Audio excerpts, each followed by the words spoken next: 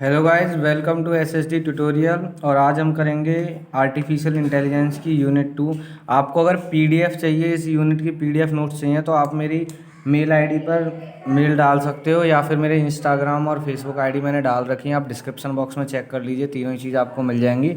उस पर आप पूछ सकते हो, मैं आपको पीडीएफ नोट्स प्रोवाइड कर दूँगा। आप इंस्टाग्राम पर अपना डाल देना कि जीमेल डाल देना, उस पर मैं डाल दूँगा, आपको दे दूँगा पीडीएफ नोट्स।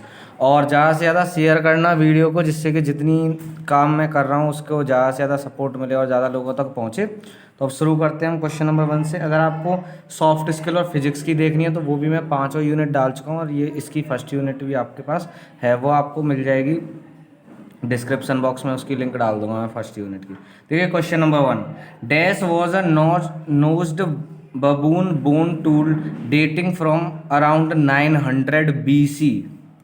उसका नाम क्या था? तो इसांगो बोन, काली बोन, ऑल्स बोन, या नन ऑफ दीज। तो उसका नाम था Ishango bone. Ishango bone 19,000 BC की नॉज्ड बोन टूल थी।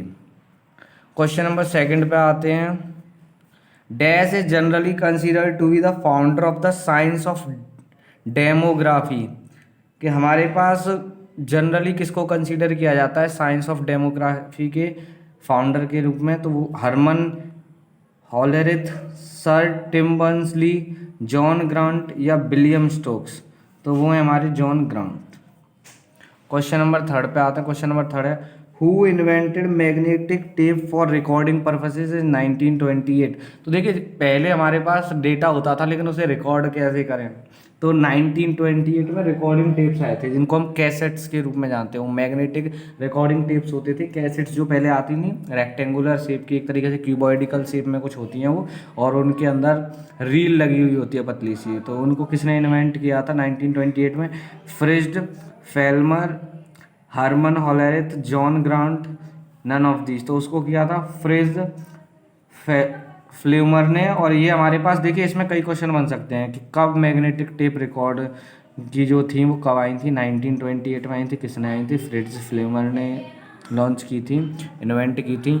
और रिकॉर्डिंग के लिए डिवाइस कौन सा यूज़ होता था उस टाइम पे? 19 की स्टार्टिंग में तो हम बोल सकते हैं कि वो यूज़ होता था मैग्नेटिक टेप्स।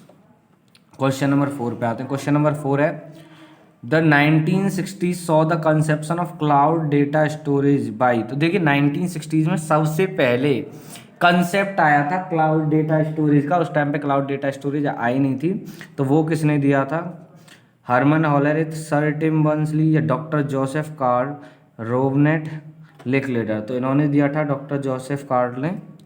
ठीक है, कि क्लाउड डेटा स्टोरेज जैसे अभी हम करते हैं ना, अपने सर्वर पे स्टोर कर देते हैं, तो वो चीज़।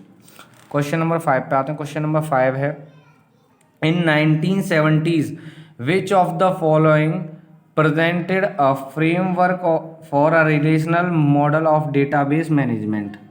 तो 1970 में किन्होंने framework of relational model of database management को प्रेजेंट किया था? Herman Hollerith, Tim Berners Lee, John Graunt, या एडगर एफ कॉर्ड। तो इसको किया था एडगर एफ कॉर्ड ने।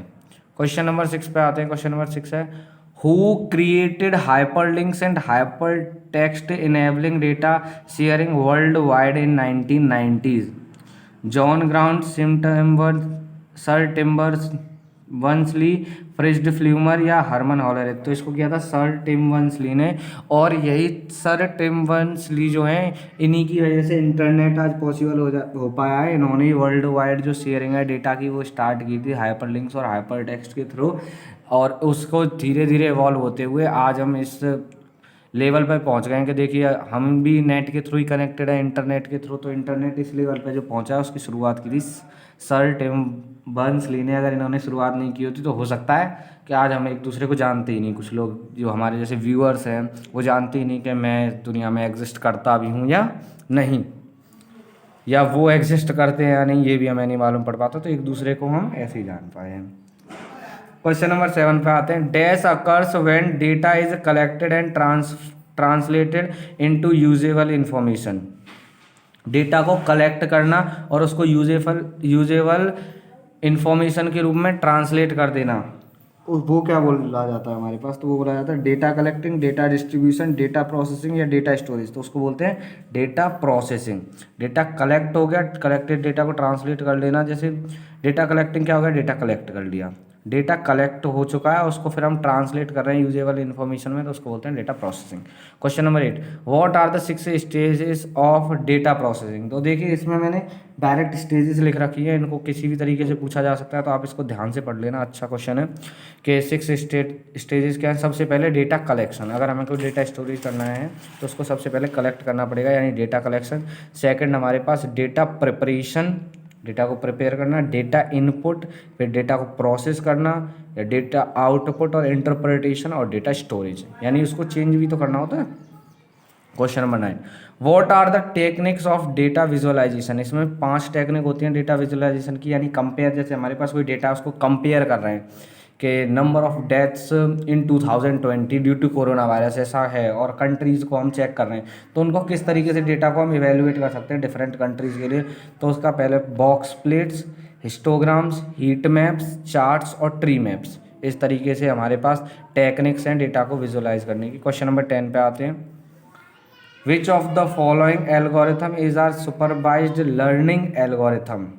रिग्रेशन और algorithm, classification algorithm, both A and B, या नन ऑफ दिस। तो इसका हमारे पास होगा बोथ ए एंड बी।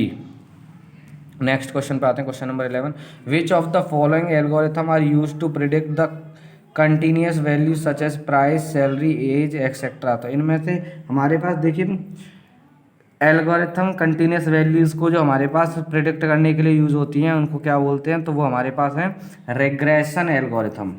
जैसे प्राइस है, सैलरी है, एज है, इनको जैसे हम करते हैं तो वो होता है रिग्रेशन एल्गोरिथम।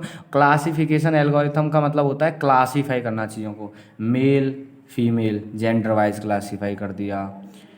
और भी चीज़ों पर जैसे हमारे पास कई क्लासिफिकेशन के बेसिस होते हैं, जैसे ट्रू और फॉल्स, ठीक है, right wrong.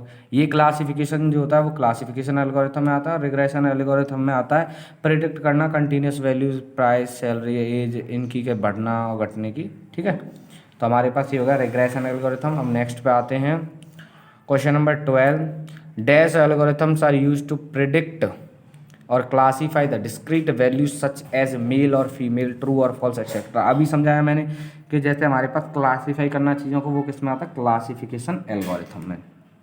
Question number 13, question number 13 है हमारे पास, what are the types of machine learning classification algorithm. Machine learning classification algorithm की क्या टाइप्स हैं, तो मैंने उनको ऑप्शन के फॉर्म में ना रख के आपको सातों चीज़ें जो बता दी हैं उनको आप ढंग से पढ़ लेना, ये काफ़ी इंपॉर्टेंट रहेगा, इसको ध्यान रखना है, इसको नोट कर लेना इस क्वेश्चन को। मैं तो यही कहूँगा, आपको सलाह दूंगा, और फिर आगे आपकी मर्जी। फर्स्ट है logistic regression, K nearest neighbours, support vector machines, kernel SVM, naive Bayes, decision tree classification, random forest classification. अब क्वेश्चन नंबर 14 पे आते हैं। क्वेश्चन नंबर 14 है हमारे पास, name the types of regression algorithm. Simple linear regression, multiple linear regression, polynomial regression, support vector regression, decision tree regression और random forest regression. ये हमारे पास रिग्रेशन एल्गोरिथम्स के टाइप्स हैं। अब हमारे पास क्वेश्चन नंबर 15 पे आते हैं, dash is the process of making a group of abstract objects into classes of similar objects. हमारे पास एब्स्ट्रैक्ट ऑब्जेक्ट्स को एक तरीके से, जैसे हमारे पास कई तरीके का डेटा है, उसको एक जो थोड़ा बहुत भी सिमिलर डेटा है उसको एक साथ किया, सिमिलर डेटा को एक साथ करके उनको क्लासीफाई कर देना या उनको इकट्ठा कर लेना सिमिलर डेटा को, वो क्या बोला जाता है, डेटा प्रोसेसिंग, क्लस्टरिंग, डिस्ट्रीब्यूटिंग या नन ऑफ दिस, तो उसको बोलते हैं क्लस्टरिंग। ठीक है गाइस, तो आज इस यूनिट के इतने ही हमारे पास एमसीक्यू थे, और अगर आपको इसकी पीडीएफ नोट्स चाहिए तो आप मुझे इंस्टाग्राम आपको डिस्क्रिप्शन में मिल जाएगा या फेसबुक, वहाँ पे अपनी जीमेल डाल देना मेरे को कि मुझे नोट्स चाहिए इस यूनिट के, और अपनी ईमेल आईडी डाल देना, मैं उस पर सेंड कर दूँगा, या फिर आप डायरेक्ट मेरी ईमेल पे भी पूछ सकते हो। और इंस्टाग्राम पे अगर आप लोग नए हो इस चैनल को तो सब्सक्राइब ज़रूर कर देना, और कनेक्ट होने के लिए मेरे इंस्टाग्राम और फेसबुक लिंक मैंने डाल रखे हैं नीचे डिस्क्रिप्शन बॉक्स में, आप मेरे से कनेक्ट हो सकते हो चैनल को।